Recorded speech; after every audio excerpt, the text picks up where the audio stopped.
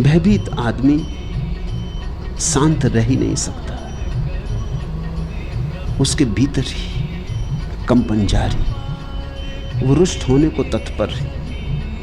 वो छोटी छोटी बातों से दुखी होता, बड़ी क्षुद्र बातों से दुखी होता।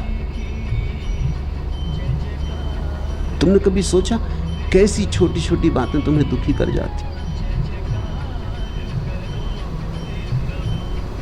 अति क्षुद्र बातें तुम सोचो तो खुद ही हंसोगे। पत्नी को चाय लाने में 5 मिनट की देरी हो गई कि बस तुम रुष्ट हो गए, और ऐसे रुष्ट हो गए कि शायद रोज दिन भर रहे। लोग कहते बिस्तर के गलत कोने से उतर गए, गलत से भी उतर गए हो तो उतर गए, खत्म हुआ। मगर अब दिन भर वो जो बिस्तर के गलत कोने से उतर गए हैं वो दिन भर पीछा कर रहा है। किसी आदमी ने नमस्कार न किया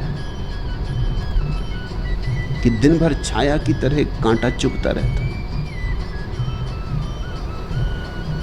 कोई आदमी देख के हंस दिया, रुष्ट हो गए। ऐसे छुई मुई, ऐसे दीन होकर संभव नहीं है कि तुम कभी आत्मवान हो सको। जरा देखो भी तो किन बातों पर रुष्ट हो रहे हैं। इन बातों में कुछ सार भी है। अगर तुम गौर से देखोगे तो 100 में से 99 तो तुम आसार पाओगे जिनमें रुष्ट होने का कोई कारण नहीं। और एक जो तुम सार की पाओगे, उसके साथ तुम पाओगे कि अगर तुम रुष्ट हो जाओ तो बिगड़ जाएगी बात।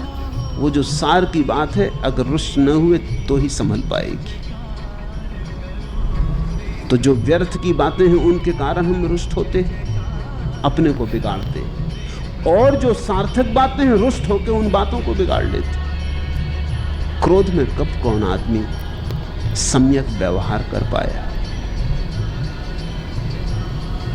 रुष्ट होकर आदमी तो मतांध हो जाता है। उस अंधेपन में कौन ठीक चल पाया? जितनी कठिन समस्या हो सामने, उतनी ही शांत चित्त की अवस्था चाहिए, तो ही तुम उसे हल कर पाओगे। लोग कहते हैं बड़ी समस्या में उलझा हुआ हूं, इसलिए बड़ा बेचैन हूं। बेचैन हो तो समस्या सुलझेगी कैसे? सुलझाएगा